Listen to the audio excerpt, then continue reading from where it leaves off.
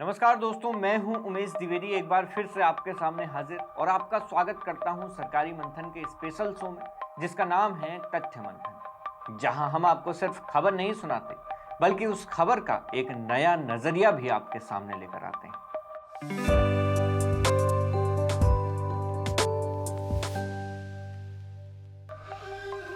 दोस्तों, आज की दिन भर की सबसे बड़ी खबर जुड़ी है ममता बनर्जी, ईडी और पश्चिम बंगाल से।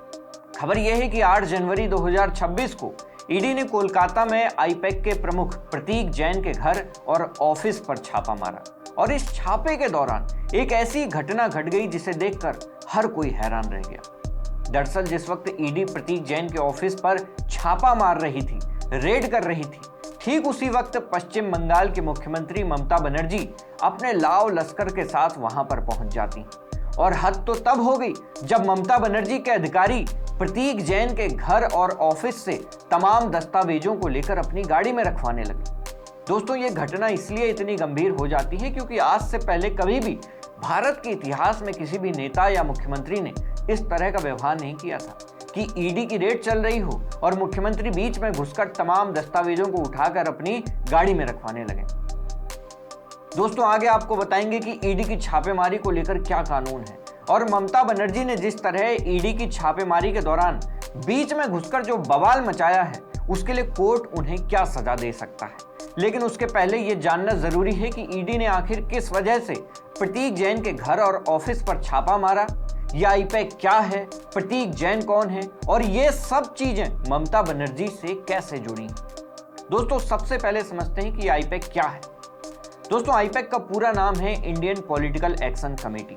ये भारत की सबसे बड़ी पॉलिटिकल कंसल्टेंसी फर्म है जो तमाम पॉलिटिकल पार्टीज के लिए काम करती है। आसान शब्दों में अगर कहें तो ये कंपनी राजनीतिक दलों को चुनाव जीतने में मदद करती है। इसका काम है डेटा एनालिसिस करना, नेताओं की इमेज बनाना, सोशल मीडिया कैंपेन चलाना, घर घर जाकर सर्वे करना।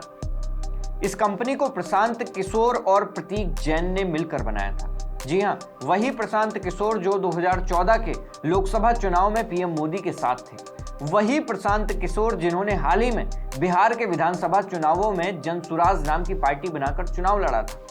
दोस्तों, आईपैक ने 2014 में नरेंद्र मोदी के चुनाव अभियान चाय पर चर्चा आदि से लेकर बिहार में नीतीश कुमार, पंजाब में कैप्टन अमरिंदर सिंह, दिल्ली में अरविंद केजरीवाल और पश्चिम बंगाल में ममता बनर्जी की जीत में बड़ी भूमिका निभाई है। लेकिन प्रशांत किशोर के आईपैक को छोड़ने के बाद वर्तमान में प्रतीक जैन को इसका डायरेक्टर या फिर चीफ बना दिया गया है। अब क्योंकि पश्चिम बंगाल में विधानसभा चुनाव होने वाले हैं तो बताया यह जा रहा है कि इन विधानसभा चुनाव की रणनीति बनाने के लिए ममता बनर्जी ने आईपैक को इसकी कमान सौंपी है। अब आपको बताते हैं कि आखिर ईडी ने आईपैक के ऑफिस पर छापा क्यों मारा। दोस्तों, ये समझने के लिए हमें थोड़ा पीछे जाना होगा। दरअसल पश्चिम बंगाल के ही एक स्थानीय थाने में कुछ समय पहले एक एफआईआर दर्ज हुई थी जिसमें आरोप यह लगाया गया था कि कुछ सेल कंपनियां यानी कि नकली कंपनियां जो सिर्फ कागजों में होती हैं, फेक होती हैं, अवैध तरीके से करोड़ों रुपए का कारोबार इधर उधर कर रही हैं, पैसे का हेरफेर किया जा रहा है। जांच जब हुई तो पता चला कि इन फर्जी कंपनियों ने कंसल्टेंसी के नाम पर आईपैक को भारी भरकम भुगतान किया था। जब इस मामले में मनी लॉन्ड्रिंग यानी कि काले धन को सफेद करने की बू आई, कुछ भनक लगी, तो ईडी ने कानून के मुताबिक छानबीन करना शुरू कर दिया।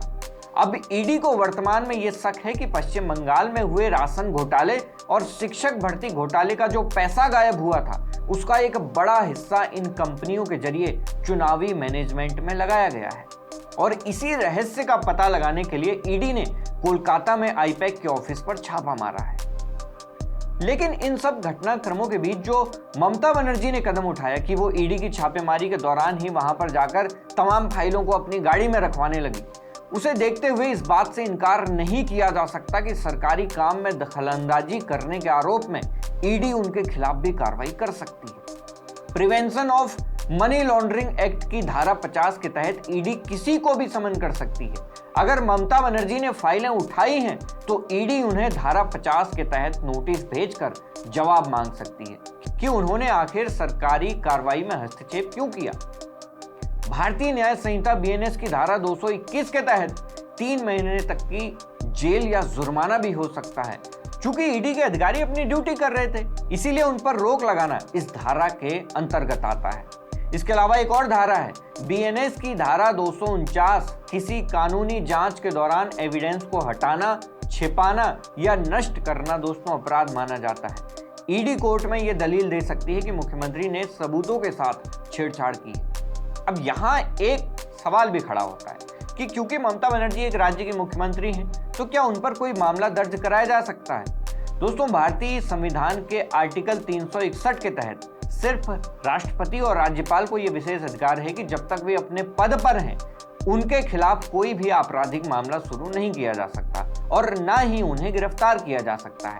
लेकिन मुख्यमंत्री या प्रधानमंत्री के लिए भी ऐसा कोई नियम नहीं है। कानून की नजर में वे एक आम नागरिक की तरह होते हैं। अगर किसी मामले में उनका नाम सामने आता है तो जांच एजेंसियां उनसे भी पूछताछ कर सकती हैं और उन्हें गिरफ्तार भी कर सकती हैं।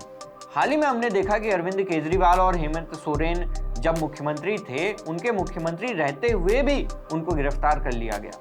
इससे ये चीज साबित हो गई कि मुख्यमंत्री पद की गरिमा तो बहुत है, लेकिन ये पद जांच से बचने का कोई सर्टिफिकेट नहीं है। जैसा कि हम सब जानते हैं कि ममता बनर्जी खुद एक वकील हैं, ऐसे में वो इसे एक संवैधानिक मर्यादा और संघीय ढांचे की लड़ाई बना सकती हैं। वो कोर्ट में ये दलील दे सकती हैं कि ईडी के पास चुनावी रणनीति के कागजात जब्त करने का कोई कानूनी अधिकार नहीं था। तो दोस्तों, ये था हमारा आज का तथ्य मंथन। अब देखना होगा कि ईडी ममता बनर्जी पर कोई कार्रवाई करती है या नहीं। इस मुद्दे पर अपनी राय हमें कमेंट बॉक्स में जरूर बताएं। मैं हूं उमेश द्विवेदी और आप देख रहे थे सरकारी मंथन। नमस्कार।